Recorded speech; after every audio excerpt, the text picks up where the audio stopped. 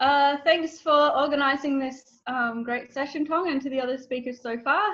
I'm going to talk about a little bit of research that I did right at the end of my PhD about Spartina. You can see the reference there. This paper should be published very soon, and I think it will be open access, so everyone will be able to share it. I'm sure most of you are familiar with what is Spartina. It's a perennial grass. It's originally native to the Atlantic coast of North America. We can consider it to be an ecosystem engineer. Okay, what does this mean? It means that the presence of Spartina on tidal flats in particular makes big changes to the whole overall ecosystem. So it changes the composition of the ecology of the site. So for example, it changes the composition and density of the benthic diversity. It has physical consequences for the whole environment. So it promotes accretion and actually promotes elevation of the site. And that's actually one of the reasons it has been introduced, because it tends to help raise the elevation of tidal flats slightly and dry them out, which makes them then easier to build on if you do a reclamation after. Spartina has been growing there for a while. So it was, as I'm sure most of you know, intentionally introduced to the coast of mainland China in 1979. And by 2015, it covered about 550 square kilometers in mainland China, mostly of intertidal flats in coastal areas.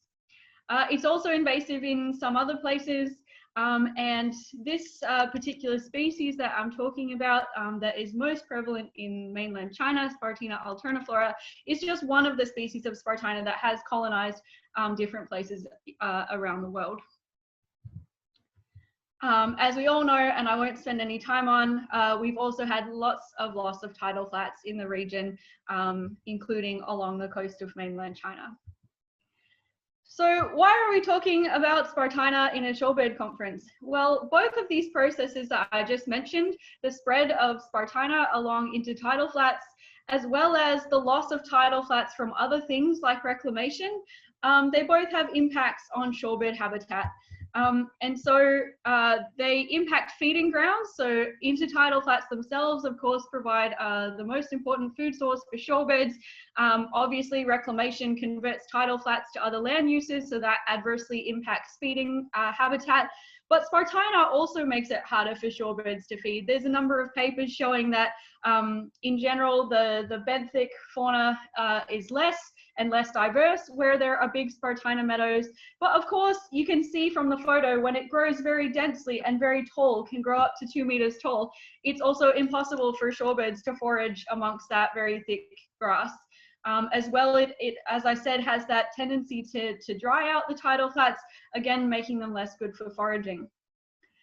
In certain circumstances, and certainly along the coast of mainland China, Spartina can also impact supratidal roosting sites. So if you have a hard coastline like a seawall, inside the seawall you may have some pond areas where shorebirds like to spend the high tide, and Spartina can make those less good for roosting and less good for high tide feeding if it gets into those supratidal areas as well. So one of the reasons that I did this research, it's actually not very complicated, it's quite a simple study, was because I was going to a lot of shorebird meetings, and my colleague Jimmy Choi, who you guys have just heard from, a lot of this paper was his idea as well. And we noticed that people were often saying that shorebirds, that Spartina was a really big threat to shorebird habitat. But unlike loss of tidal flats from other things like reclamation, there wasn't very much published information about the relationship between Spartina and shorebirds, especially in China. If you can hear some noise, I really apologize. There is some very extensive military exercises going on in Zawan right now, and it's very loud. So if you can hear some planes, I'm very sorry about that, but it's across the whole city every day at the moment. Okay, so yeah, we noticed there wasn't very much published information about Spartina and shorebirds in our Flyway, especially at a larger scale. So there wasn't some information from certain sites, but not too much information at a large scale. So we asked a number of research questions. The first question we wanted to answer, what is the extent of Spartina coverage of those coastal sites in mainland China that are internationally important for shorebirds. So that was the first question. And how did we go about answering this question? Well, in order to identify which sites are important, we looked at the paper from Bai et al., which identified internationally important sites for water birds along the Chinese coast, as well as looking at the Conklin et al. Paper, which did the same thing, identified internationally important shorebird sites.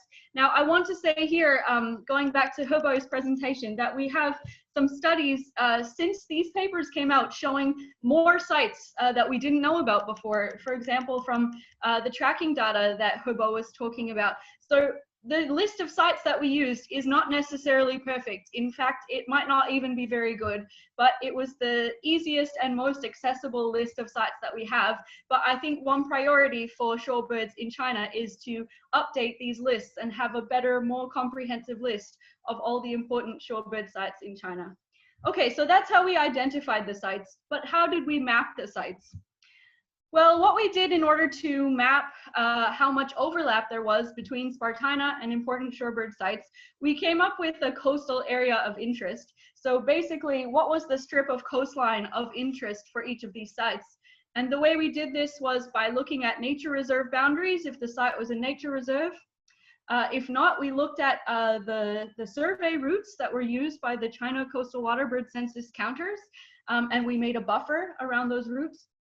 And if we didn't have any of that information, then we just took the GPS location from the Conklin document and made a buffer around it. And for the purposes of looking at the overlap of Spartina and important shorebird sites, we looked at 2 kilometers inland from the coast and 5 kilometers seaward, because generally Spartina doesn't spread further seaward than 5 kilometers. But we also looked inside the seawall because, like I said, Spartina can impact that supertidal habitat as well. In order to have a map of Spartina coverage, we had wonderful co-authors from this paper here, which was published last year about the spatial extent of Spartina in China. So we used this layer to calculate the extent of Spartina. So just to give you an example, the yellow line you can see here is the Coastal Waterbird Census survey route. The white line is the coastline in 2015, and the red is the buffer. So you can see the buffer is going 2 kilometers inland and 5 kilometers seaward, and the green part is the Spartina. So we calculated, okay, what's the percentage of that whole site which is covered by Spartina? So that was the first question. The second question was, okay, Spartina is the biggest problem when you also have loss of tidal flats from other processes. If you have a lot of tidal flats available, then maybe a little bit of Spartina doesn't have such an impact. But the impact of Spartina is even greater if you have also lost a lot of tidal flats from other processes like land claim. So we also looked at what's the change in the spatial extent of tidal flats between 2000 and 2015 at that same set of important sites. So the sites we identified the same way as I described. For the purposes of calculating tidal flat change, we had a different area of interest. Of course, you won't have any tidal flat on the supertidal side of the coastline, so we took away that 2 kilometer buffer. And again, we manually, in this case, we manually mapped the coastline in 2000 and again in 2015. And the area of interest was from that coastline all the way to the edge of the seaward extent of tidal flats. In order to generate our maps of tidal flats, we use the intertidal.app.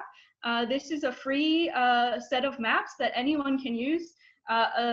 That came from some work led by Nick Murray, who I'm sure many of you know. So if you want to look at tidal flat maps in anywhere in the world, you can visit this site and you can download the maps of tidal flats, and that's what we did for this project. So again, here's an example. On the left, you can see the coastline in 2000, and then we went to, okay, the seaward extent of tidal flats, and the purple is the tidal flats derived from the Intertidal app. On the right side, you can see in 2015, you can see that the coastline has shifted outward a lot, and this is from reclamation projects.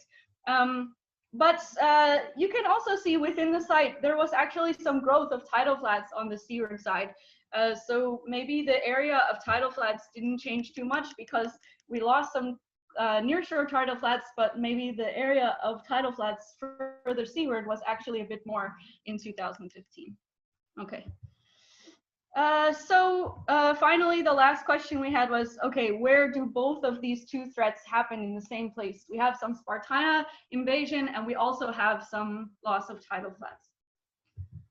So what did we find? So for Spartina, in this map, those gray dots are the places where there was no Spartina, and any of the dots with colors had some Spartina coverage. So we found Spartina occurred at 28 of the 52 important shorebird sites that we identified, so more than half of the sites. And it covered more than 5% of the whole area of 6 of those sites. Maybe it doesn't sound like a lot, but it is a lot because the Spartina is on the upper part of the tidal flats. And as you'll hear from Tong, this is really the most important habitat in many cases for shorebirds, is this upper tidal flats. So coverage of 5% is actually quite a lot. Okay, so in this map, now the gray dots are the sites that do have Spartina, and the different shades of blue show how far away is the Spartina from these other sites. So at 8 other sites, we found that it's less than 20 kilometers away that there is an infestation of Spartina. So you can see the dark blue dots are closer to those gray dots because it means they are close to a site that has Spartina. So there's a high risk that those dark blue sites will also have a Spartina invasion soon. For tidal flat loss, you can see the red dots had a much bigger loss of tidal flats through to some of the blue dots, which had a net increase in tidal flats. So the total area of tidal flats across all the sites decreased by about 15% between 2000 and 2015. So that's a lot, that's 1% per year. Tidal flats decreased at 39 of 52 individual sites. So at 70% of all the individual sites, we had some decrease in tidal flats. Okay, as far as the intersection between the two, of the 28 sites where there was Spartina present, 22 of them, so nearly 80%, also had a decrease of tidal flats. So that's a big worry. And this intersection of these two threats was clustered in certain places, including Jiangsu, Shanghai, Fujian, Zhejiang, Tianjin, and Hebei. So in conclusion, I think we already know that Spartina is a major threat to important shorebird habitat, but I hope this paper may be a good resource when we're talking to policymakers and so on to illustrate that this is quite a big threat. You can tell me whether you're convinced or not. We would also suggest that, okay, it's a very widespread problem, so we need some national strategies for controlling. And finally, when we look at other places which have also had Spartina invasion, we find that it's very difficult and very expensive to get rid of Spartina. So it's very critical to try and control this very early when it reaches a site, but also very important to prevent it from spreading to those sites where it hasn't already reached. And in the paper, we talk a bit more about some specific experiences of management and different types of chemical control and so on. But I'll leave it there for now. Thank you very much for the opportunity to share this, and I'm happy to answer some questions now or later. Thank you.